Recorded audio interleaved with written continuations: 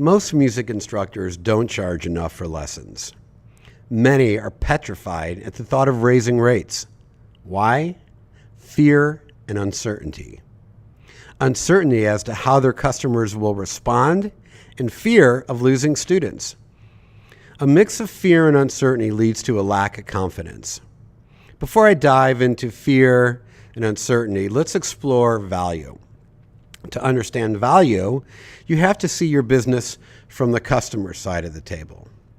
Are there any reoccurring services you pay for to enhance your life? Perhaps a personal trainer, a therapist, a tutor, a hairstylist. What value do you place on these services? What if your trainer raised her rates by $5 a session? Would you seek out another trainer with better rates? You might have to buy one less drink a week at Starbucks, but you'd make it work. You probably wouldn't think twice about the increase since you wouldn't think twice about it since you value the benefit and impact the service has made on your life. The author Ron Baker once said, "Prices are ultimately set by value, not by the competition or supply and demand, but by value." People pay for feelings. The way you feel about your trainer, therapist, or hairstylist is the way your customers feel about you. Your students value the experience you provide. No one is willing to pay for something they don't value. If you have poor student retention, the problem is most likely the lesson experience, not your pricing. Your students stay with you because of how the lessons make them feel. No one buys what you sell. They buy how it makes them feel. No one buys things. They buy feelings. The chiropractor isn't selling back adjustments. She's selling relief from pain. The barber isn't selling a haircut. He's selling self-confidence. The music teacher isn't selling music. She's selling happiness. Music is a transformative, uplifting experience. People will pay a lot of money for happiness. Music lessons marketing expert Danny Thompson said, "We're not in the music lessons business, we're in the feelings business." I mean, think about how music's made you feel over your life. This is your opportunity to share that experience and share that happiness with your customers. Loyal customers value the feelings you provide more than the money they have to part with. Money is emotional. People get emotional when they make money, and people get emotional when they have to part with money. The highs and the lows are significant. No one will give a sigh of relief when you raise your rates. Few, if any, however, will actually leave your studio. The emotional price for leaving costs more than your $10 a month increase. Clockmaker from the 1700s, John Harrison, said, "You know you're priced right when your customers complain, but they buy anyway." Cheap means low value. Let's first look at how you came up with your initial teaching rate. You most likely found out what other teachers or studios were charging and entered the market at a lower rate. This was certainly my pricing strategy when I started my music school. I didn't want the price to be a barrier for anyone. I also needed students. I needed a lot of them. A few months into my teaching business, a customer commented on how cheap my lessons were. The word cheap rubbed me the wrong way. Cheap means low quality and, even worse, low value. I didn't want to be perceived as cheap. I wanted to be perceived as affordable, yet high in value.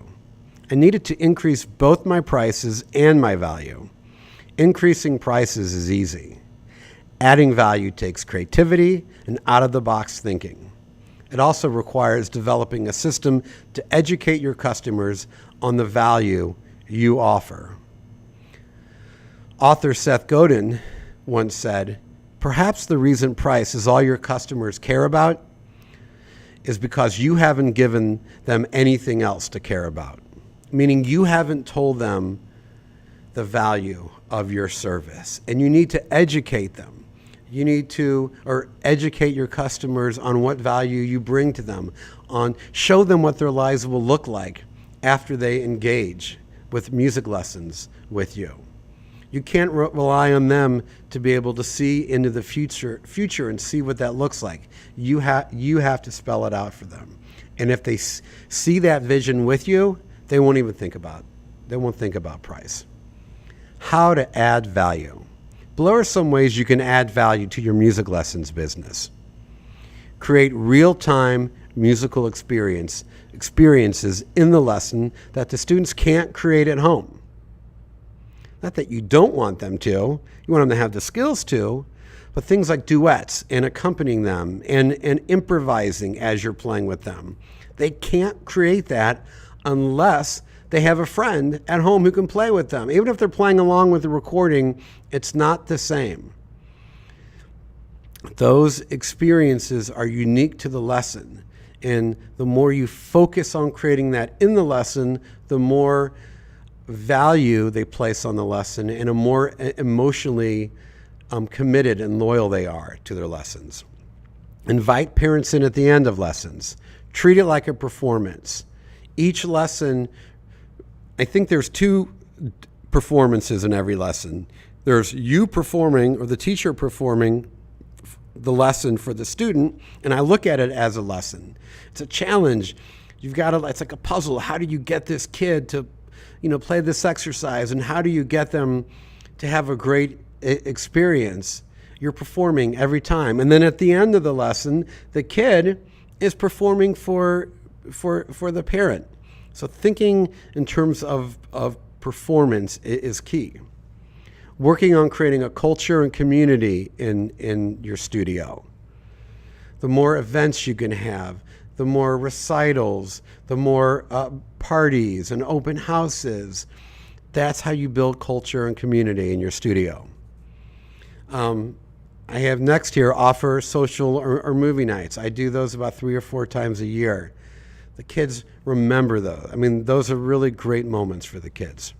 Reinvent the recital. Make your recitals fun and more performance-oriented. In one of our recent recitals, one of my teachers used drum beats off of YouTube with all of his students. And it made for more of a live band experience.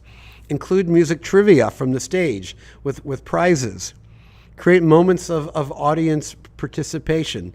Get creative, but making those recitals more than just a kid getting up, opening their music and playing really makes all the difference in the world.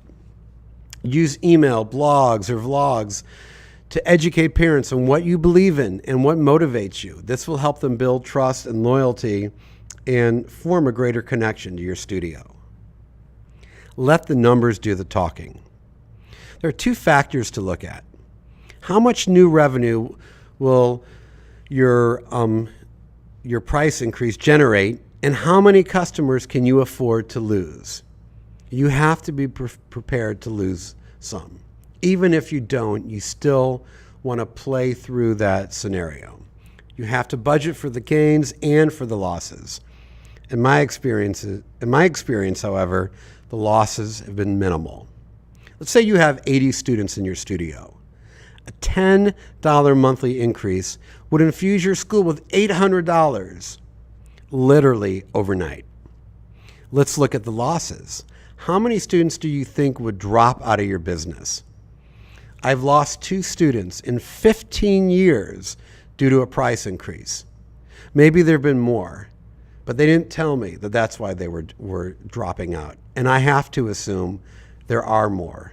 But nonetheless, the losses have been minimal. But let's just say you lost 5 students. That's $400 in monthly revenue that you would lose.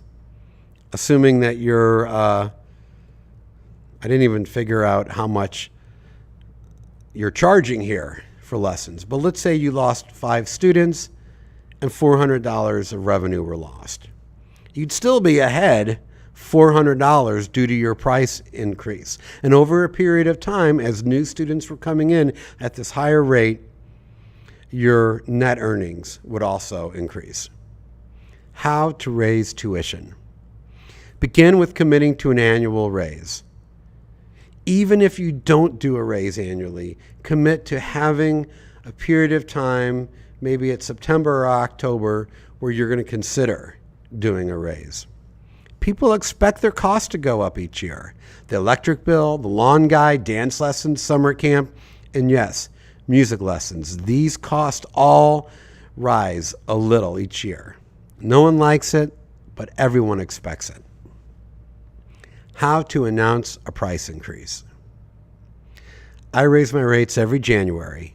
I announce the increase in a letter that I mail home mid-November.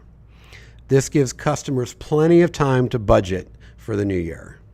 The thought of an extra $10 in January feels distant and uneventful. Most people read the first paragraph, see $10 increase, crumble up the letter, and shoot for a two-pointer. They have bigger financial concerns to occupy their thoughts. Consider these 6 points in your letter that you mail home.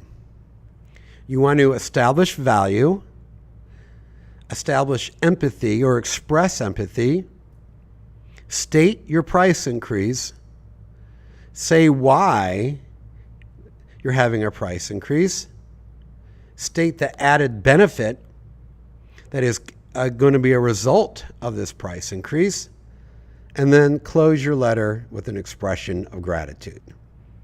Here's a sample letter that I use for my music studio. Dear parent, since our start in 2010, we strive to offer fun and engaging lessons at an affordable price. As a parent myself, I know the importance of making every dollar count when it comes to running a household. Please accept this letter as a notification of a slight increase in tuition effective January 1st, 2019. This change in tuition is a result of the increased cost of operating the school. The following are some added benefits that I will implement in 2019. Wednesday night improv, free, or the cost of it's free. Discounted rates for winter and summer camp. Movie night, once a semester. The gift of music lasts a lifetime. Thank you for choosing, and say your studio's name. So I'd say, thank you for choosing Dave Simon's Rock School as your family's music school. I failed in this letter to mention the actual price increase, kind of important. So I would say, please accept this letter as a notification of a $10 increase in tuition effective January 1st. So I hope you find this information helpful. Tuition increases, I know they're painful, they're difficult, but they are necessary.